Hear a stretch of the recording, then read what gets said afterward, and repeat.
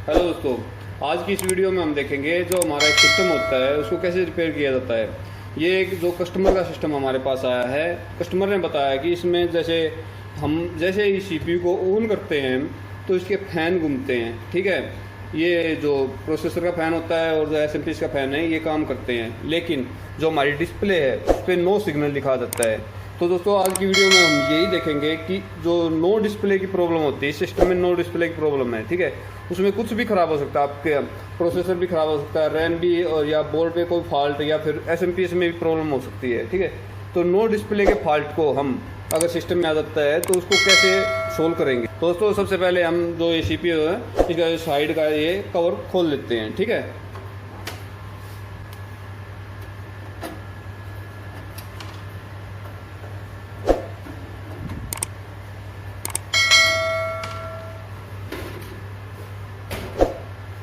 ठीक है, हमने ये सिस्टम खोल लिया है और हमने इसके जो सारे कनेक्शन हैं ये कर रखे हैं। ठीक है, पहले ही।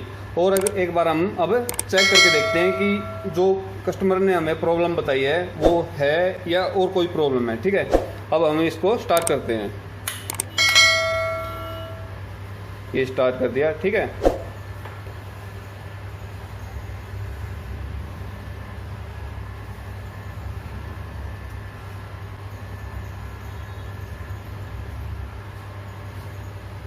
सिस्टम बंद हुआ है, फिर स्टार्ट हुआ है, ये तो नॉर्मल है।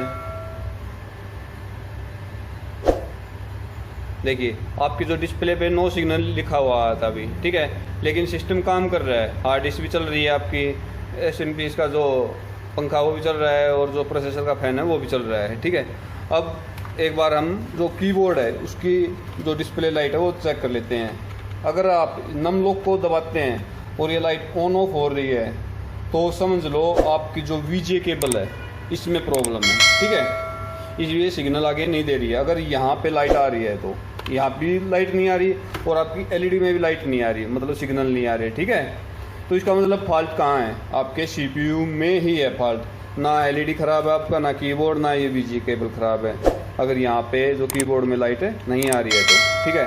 तो अब हम सिस्टम में सबसे पहले क्या चेक करेंगे, सिस्टम को बंद कर लेते हैं एक बार। सबसे पहले मैंने इससे पहले भी वीडियो बनाई है, सबसे पहले हम रैम चेक करेंगे। ठीक है, रैम को बाहर निकाल लेते हैं। ठीक है, इसको सबसे पहले हम साफ़ करेंगे रबड़ की मदद से। ठीक है, ये रैम हम इस इरेजर की मदद से साफ़ करेंगे। इसके ऊपर क्या होता है, ये जो पॉइंट दिखाई दे रहे हैं आपको, इन पे कार्बन जम सकता है। ठीक है, इनको हम ऐसे साफ़ कर लेंगे। ठीक है,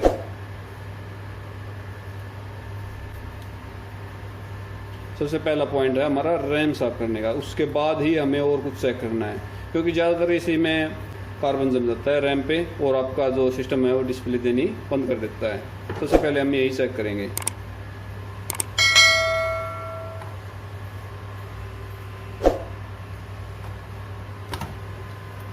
रैम हमने लगा दी है। ठीक है, अब फिर से स्टार्ट करके देखते हैं एक बार। सिस्टम ऑन हो चुका है। ठीक है, सिस्टम बंद हो गया, अब फिर स्टार्ट होगा, फिर से स्टार्ट हो गया। ठीक है, अब एलईडी भी देखना आप, नो सिग्नल, रैम का फॉल्ट नहीं लग रहा है इसमें। फिर भी हम एक बार और चेक करते हैं। जो ये रैम है हम दूसरे स्लॉट में लगा के देखते हैं। आपको शुरुआत में बिल्कुल ABC से चेक करना होता है सिस्टम। ऐसा नहीं है कि सीधा बोर्ड खोल के बैठ जाओ उसकी रिपेयरिंग करो, ऐसा नहीं है। हम शुरुआती दौर में जो ABCD सीखते हैं उसी से हमें सिस्टम भी रिपेयर करना होता है। ठीक है, अब दूसरी स्लॉट में चेक करेंगे एक बार लगा के। ठीक है, अगर अब भी सिस्टम नहीं चलता है तो हम दूसरी रैम से इस सिस्टम को चेक करेंगे, शायद क्या पता हमारी रैम ख़राब हो गई हो। ठीक है, एलईडी भी देखना यहाँ पे, नो सिग्नल। अब भी हमारा जो सिस्टम है वो स्टार्ट नहीं हुआ है। एक बार हम दूसरी रैम से इस सिस्टम को चेक कर लेते हैं। ये रैम दोस्तों हमने बिल्कुल चालू सिस्टम से निकाली है। ठीक है, अब इस सिस्टम को हम इस रैम से चेक कर लेते हैं एक बार। ठीक है,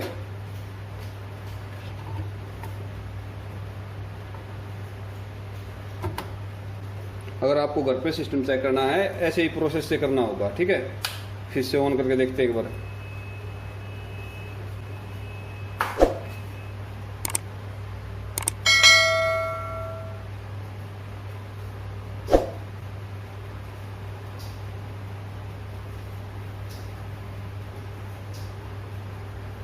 नो सिग्नल आ रहा है यार, इसका मतलब आपकी ये रैम ओके है, ठीक है।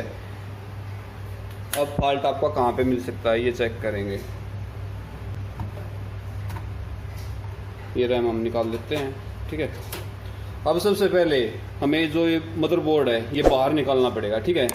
इसके अब सबसे पहले हमें क्या करना है, सबसे पहले ये जो मदरबोर्ड है ये बाहर निकालना है, ठीक है। अब फॉल्ट है जहाँ तक है आपके मदरबोर्ड में ही मिलेगा, ठीक है। इसको बाहर निकाल लेते हैं, ठीक है। ये सारे के सारे कनेक्शन हम हटा देते हैं।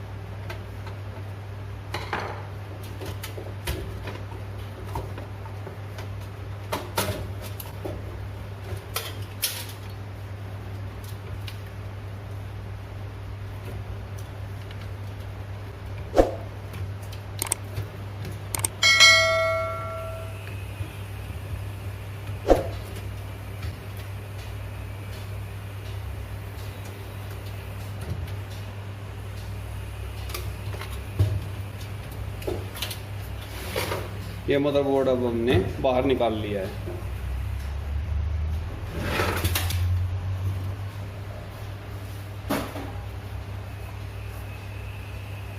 अब सबसे पहले हम एक बार दूसरे एसएमपीएस से एक बार बोर्ड को चेक कर लेते हैं, ठीक है। कई बार क्या होता है, अगर एसएमपीएस आपका पूरी सप्लाई नहीं दे पा रहा है तो भी डिस्प्ले में प्रॉब्लम आपकी हो सकती है, ठीक है। ये रैम हम लगा के चेक करते हैं।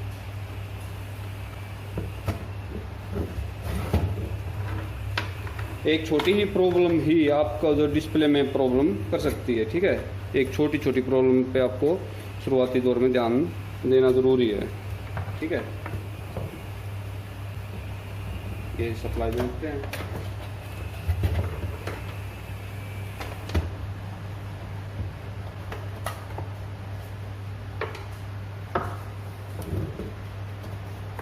ये सीपीयू की सप्लाई है, ये रह गई है, ये भी लगा देते हैं, ठीक है। अब इसको ऑन करके देखते हैं। जो ये पॉइंट दिखाई दे रहे हैं आपको, देखो ये यहाँ पे ये ऑन ऑफ के पॉइंट है। इन दोनों को जैसे ही शॉर्ट करेंगे हम, ये ऑन हो जाएगा आपका सिस्टम, ठीक है। अब देखते हैं एक बार।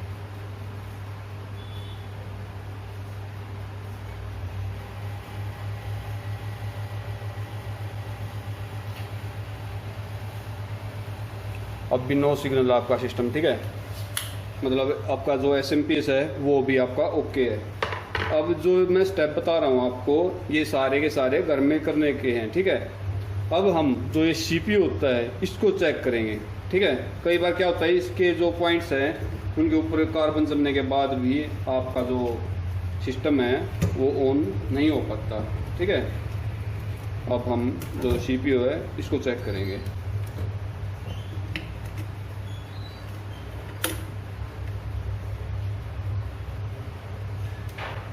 ये हमने हमारा प्रोसेसर है वो निकाल लिया, ठीक है।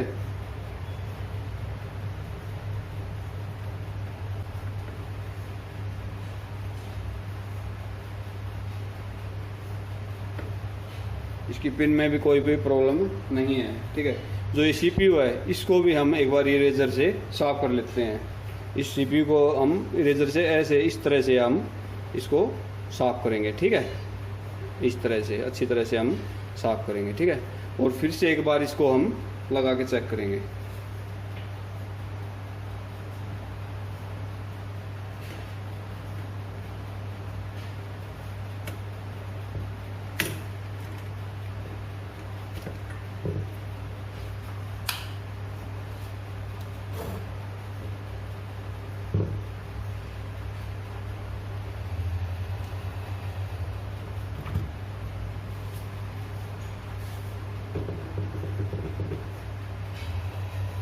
CPU भी आपका गर्म हो रहा है, ठीक है, जो प्रोसेसर है ये गर्म हो रहा है, लेकिन डिस्प्ले अब भी नहीं आ रही है आपकी, ठीक है।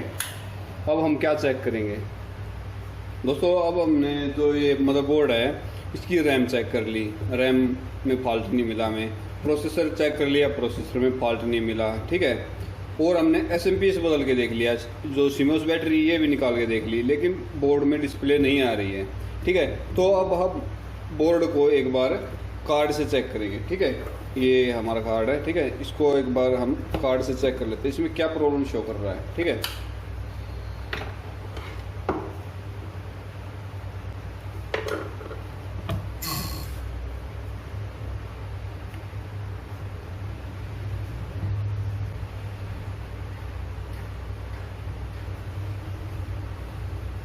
देखिए इसमें C1 कोड आ रहा है, ठीक है। कोई भी जो डाटा है वो ट्रांसफ़र नहीं हो रहा है, एक बार रीडिंग चेंज होती है C1, उसके बाद कोई भी रीडिंग चेंज नहीं हो रही है, ठीक है। इसका मतलब रैम तक तो बात जा ही नहीं रही, ये फॉल्ट जहाँ तक है बायोज का मिलेगा, ठीक है, क्योंकि बायोज डाटा नहीं बना रही है। एक बार हम रैम चेक निकाल के चेक करते हैं।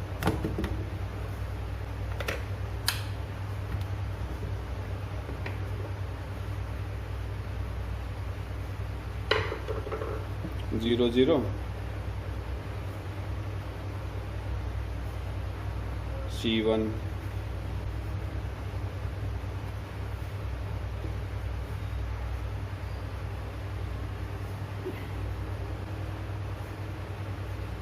E0, ठीक है। E0 मतलब रैम क्या होता है, ठीक है। रैम दोबारा से लगा के चेक करेंगे।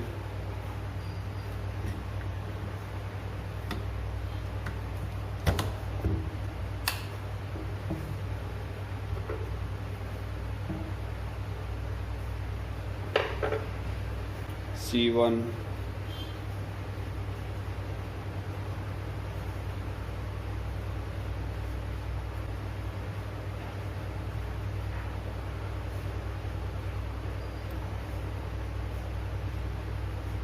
C1 कोड आ रहा है दोस्तों, एक बार रीडिंग चेंज हो रही है, ठीक है। इसका मतलब इसमें डाटा नहीं बन रहा है, तो 90% चांस है आपकी बायोज में, ठीक है, बायोज में फॉल्ट मिलेगा, ठीक है। तो अब हम इसकी जो बायोज है वो या तो रीसेट कर लेते हैं, ठीक है, या फिर दूसरे मदरबोर्ड की उतार के इस पे लगा के चेक करेंगे, ठीक है। तो दोस्तों अब हमने इसकी जो बायोज है ये बदल दी है, ठीक है, दूसरे मदरबोर्ड की उतार के इस पे लगाई है, ठीक है। अब इस सिस्टम को हम जो मदरबोर्ड है इसको चेक करके देखेंगे। अगर बायोज की प्रॉब्लम ही है इसमें तो अब ये बिल्कुल ठीक हो जाएगी इससे। ये SMPS की जो सप्लाई है ये लगा लेते हैं, ये प्रोसेसर की सप्लाई है, और अब हम इसको स्टार्ट करके देखेंगे बायोस बदलने के बाद डिस्प्ले आती है या नहीं आती है। ऊपर से स्टार्ट कर लेते हैं और यहाँ से स्टार्ट करते हैं अभी।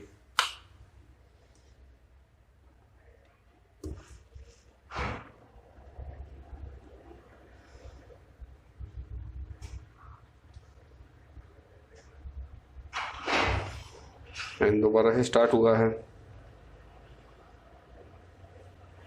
ये हमारी डिस्प्ले आ गई दोस्तों, देखिए बिल्कुल ठीक ठाक डिस्प्ले आई है, ठीक है।